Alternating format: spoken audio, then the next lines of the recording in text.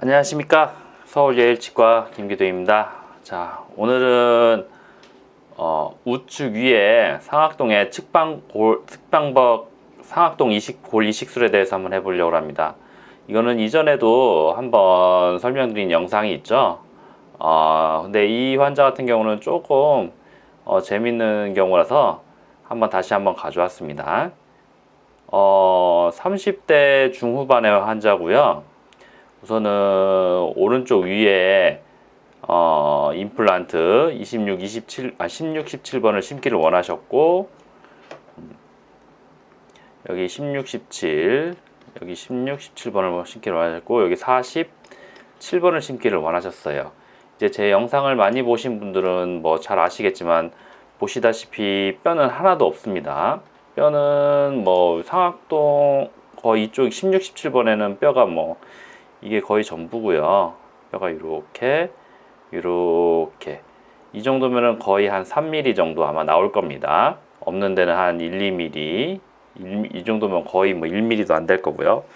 여기 보시면은 이쪽도 이게 염증이 많이 심한 상태로 안 좋게 뽑아 가지고 이게 뼈가 거의 많이 없어요. 그래서 여기다가는 상악동 측방벽 상악동 골 이식술 어떤 방법? 측방벽 접근법으로 했고요.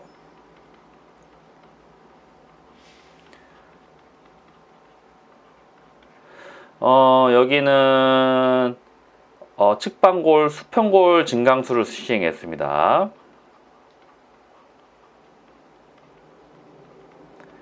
이게 지금 2017년도에 한 수술인데 영상은 지금 여기다가 측방벽 접근법으로 한 거밖에는 없네요. 아마 이 수술이 따로 한 것 같은데 영상을 제가 못 찾는 건지 아니면은 뭐 지워진 건지 모르겠는데 뭐 나중에 찾게 되면은 보여드리고, 오늘은 여기 상악골 골 이식술 한 거와 여기 수평골 증강술에서 나중에 철망 제거하는 사진이 좀 있길래 그것만 좀 보여드리도록 할게요.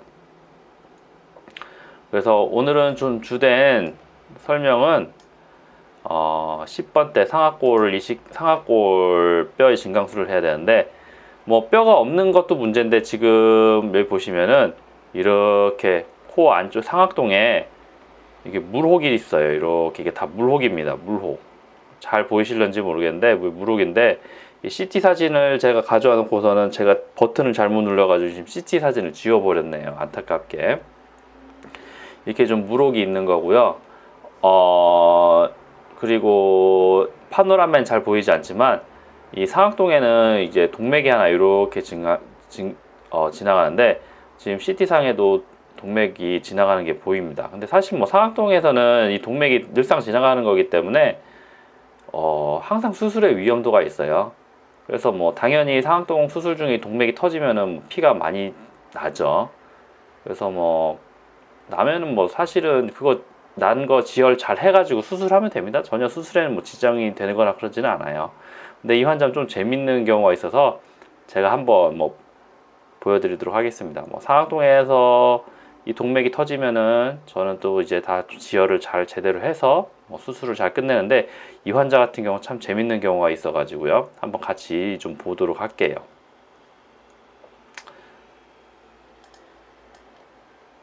자, 영상을 보도록 하겠습니다. 자,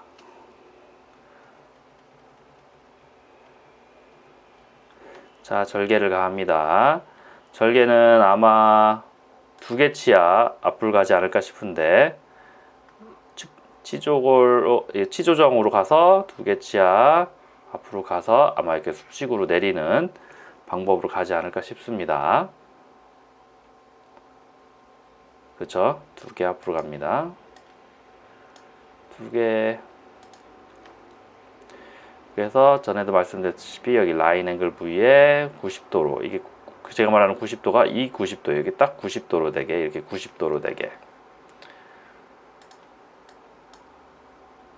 하고, 자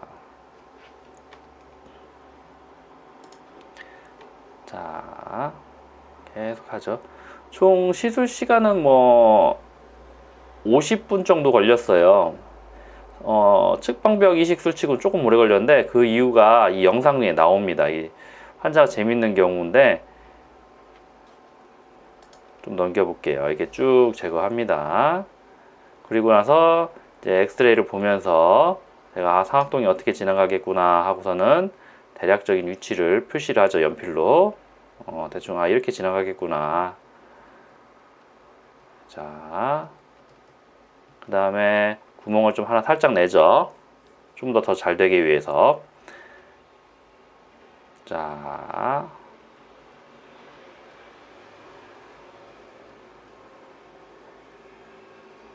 이게 지금 물이 많이 튀어가지고 분진이 일어나네요.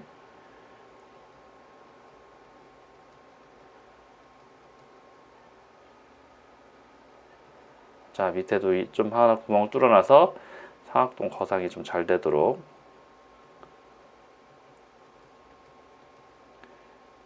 자, 그 다음에 이제 톱질을 하죠. 자, 이렇게 톱질을 합니다. 네모나게 막을 따죠. 자, 네모나게 쭉 다 따고 있습니다. 이렇게. 그죠?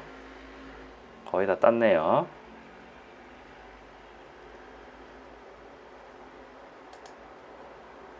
그래서 보통 전에도 말했다시피 이걸 이렇게 딱 드러내려고 하는데 이때 문제가 생기죠.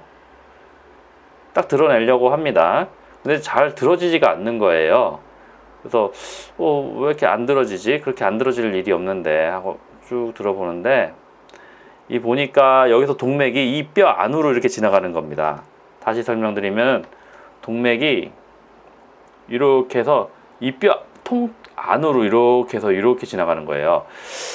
그래서 고민을 많이 했죠. 이게 뭐 사실은 뭐 상악동 측방벽이 실수하다 피나는 건 뭐 늘상 있는 일이니까 그냥 뭐 저거 뜯어내면 피가 나겠죠. 그럼 뭐 이제 지혈을 시키고 하면 되는데 뭐 이때 만약에 이제 치과 의사 선생님들한테 조언을 드리자면 너무 피가 나니까 뭐 굉장히 초심자 선생님들께서는 당황하실 수가 있어요. 그런데 너무 당황하지 마시고요. 오히려 피가 좀 많이 나면요. 그 피가 나는 포인트를 좀 찾기가 쉬워요. 오히려 이게 피가 이렇게 스멀스멀 나오는 경우가 포인트가 찾기 힘들기 때문에 좀 전방적인 압박을 가야 되는데 오히려 저런 경우는 굉장히 포인트 하나가 딱 여기가 피가 나는구나 굉장히 쉽게 보이기 때문에 모스키토 같은 걸로 이렇게 한번 꽉 잡아주고 그냥 잡아주고 있거나 아니면은 꺼지 같은 거 좀 이렇게 막 넣어주면은 지혈에 굉장히 도움됩니다. 보스민 같은 거 좀 채워놔서 지혈제 보스민이라는 지혈제 같은 거 좀 적신 거즈로 좀 묻혀놓거나 모스키토 이렇게 딱 잡아놓고 있으면은 금방 지혈돼요. 그러니까 너무 크게 깜짝 놀라실 필요까지는 없으시고 잘 지혈하시고 계속 잘 진행하시면 크게 문제 없습니다. 계속 맞아 볼게요. 그래서 이걸 터트리고 그냥 해야 되나 동맥을 근데 또 막상 그냥 터트리기도 좀 그렇잖아요. 굳이 터지지도 않았는데 그래서 참 고민을 하다가 제가 그냥 뼈채 통째로 저는 원래 이제 뼈를 드러내서 뼈를 그 인공뼈를 채우고 다시 딴 그 창을 다시 덮는데 이번에는 그렇게 하지 않고 아예 그냥 그러면은 이 뼈 통째로 그냥 안으로 넣어버리게 됩니다. 보여드릴게요. 자, 제가 이걸 어떻게 할까 고민을 좀 하는 거죠. 이게 보였어요. 이렇게 동맥이 지나가는 게. 그래서 저런 콜라겐 테이프로 그냥 통째로 그냥 넣어버리자. 뼈까지 아예 통째로. 그래서 그냥 뼈까지 그냥 통째로 그냥 넣어버리는 겁니다. 저렇게 한꺼번에 다 밀어버리는 거죠. 그래서 뼈까지 아예 그냥 통째로 밀어버리자.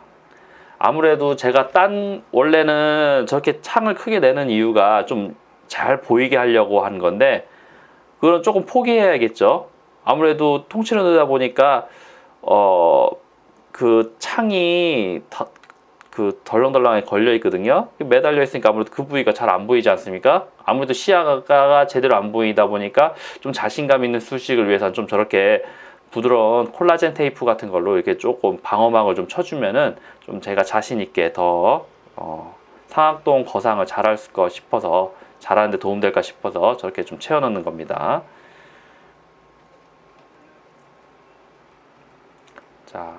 자, 계속 볼게요. 자, 좀 몇 개 채워놓죠.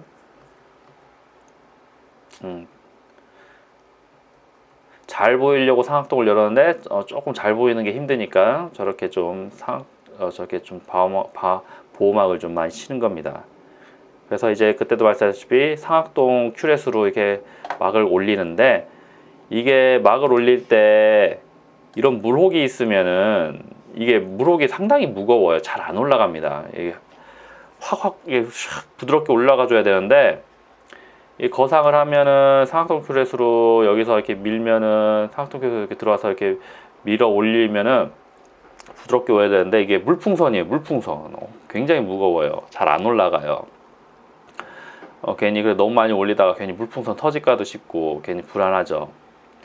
그래서 이런 경우는 참 뭐 조심히 저 같은 경우는 두 가지 방법이 있어요. 만약에 이거를 이 환자가 이날 뭐 뼈이식을 할 수 없는 상황이 된다. 어떤 경우냐면 이 환자가 발치를 하지 않고 여기 치아가 있다면, 치아를 뽑았을 때 이 치아 때문에 이미 상악동에 구멍이 손상이 가 있다면 이거는 이날 어차피 고리식이나 임플란트 수술은 못해요. 그렇기 때문에 이때 저는 좀 청소를 해줍니다. 상악동 근치술이라는 방법이 있거든요. 치아가 이렇게 있으면은 이때 이 뽑아버리면 상악동 자체가 손상이 가서 이때는 뭐 수술을 못하는 거예요. 그러니까 보통 한 2달에 3달 정도 기다리거든요. 그럴 때 상악동 근치술이라는 방법이 있는데, 제가 나중에 이것도 한번 좀 설명을 드리는 기회가 있으면 좋겠는데, 뭐 그렇게 어려운 건 아니고 그냥 측방벽을 뚫듯이 똑같이 창을 내요. 이렇게 창을 좀 내고 이 안에 염증이라든가 고름이라든가 아니면 이런 물혹이 있으면 그거를 다 빡빡빡빡 긁어주는 거예요. 다 빡빡빡빡 긁어주는 겁니다. 그럼 물혹 다 터지고, 그래서 그런 게 다 제거되면은 여기가 한 2~3달 뒤에는 깨끗하게 물혹이 없거나 아예 없거나 있어도 굉장히 작아집니다. 그렇기 때문에 나중에 상악동 하기가 편해요. 굉장히 편하죠. 근데 이 환자 같은 경우는 그런 경우는 아니었거든요. 그래서 이 상악동 근치술을 하고 뼈 이식을 한 3달 기다렸다가 할 수도 있지만, 그러면 이제 환자가 수술 기간이 길어지지 않습니까? 환자는 빨리 하고 싶죠. 그러니까 특별한 일 없으면 이 환자 같은 경우 오늘 뼈 이식을 좀 해야 되는데, 그러면은 저 상악동 물혹을 있는 채로 들어 올리는 거죠. 그거는 들어 올릴 때 좀 조심은 하긴 해야 돼요. 뭐 못하진 않습니다. 그리고 확실히 이 애우가 좀 깨끗한 상태에서 하시는 건 좋기는 해요. 근데 뭐 잘만 하면은 둘 사이에 큰 차이는 없지만 몇 건이 되면 한번 깨끗하게 청소를 하고 한 2~3개월 기다리는 게 좋기는 합니다. 근데 이 환자분도 뭐 빨리 하기를 원하셔서 그냥 하게 된 거죠. 계속 볼게요. 자, 이렇게 계속 들어 올리죠, 막을. 자, 이게 뼈는 그냥 그대로 있죠. 요 위에 그냥 매달려 있습니다. 그냥 혈관에 대롱대롱 매달려 있어요.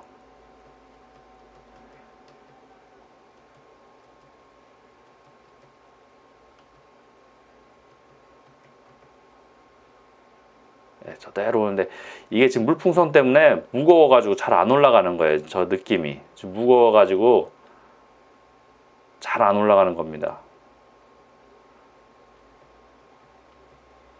자, 이거는 뭐 PRF라는 막이고요. 똑같이 그냥 막은 계속 상악동 막이 터지지 말라고 보호해주기 위해서 계속 깔아주는 거예요.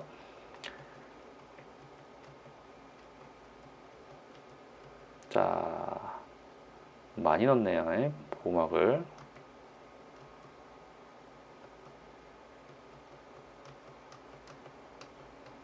그 다음에 이제 뼈가루를 넣죠. 이제 뼈가루가 아무래도 이런 모래가루 같은 그런 느낌이기 때문에 혹시라도 물풍선을 건드려 가지고 물풍선 터지면은 그 안에 뼈가루가 다 감염이 되겠죠. 그래가지고 저렇게 좀 많이 보호막을 이제 완충제를 넣어주는 거죠. 계속 뼈가루는 저렇게 들어갑니다. 쭉 뼈가루가 계속 들어가고요.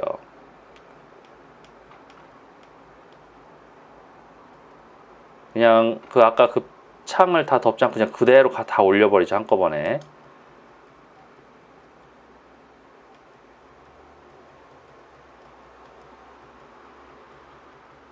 자, 그리고 이제 안에 좀 청소 좀 하고,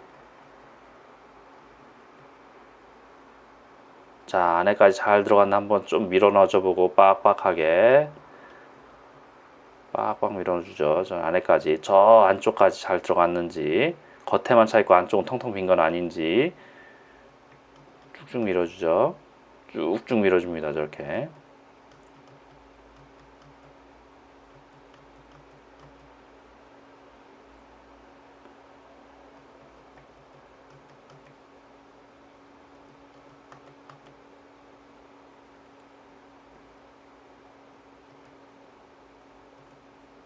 자, 저렇게 쭉쭉 밀어줍니다.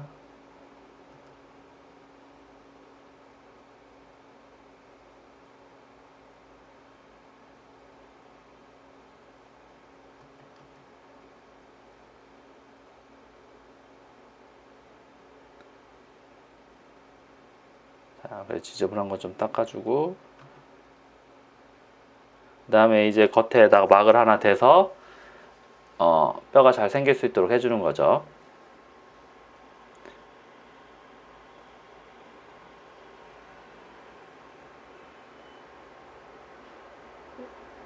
원래 땄던 그 뼈를 저는 다시 덮어주는데 이제 그럴 게 없으니까 이제 그 뼈가 이제 안으로 들어가 버렸으니까 저렇게 막을 여기다 하나 대줬죠. 이렇게 막을 하나 댔습니다.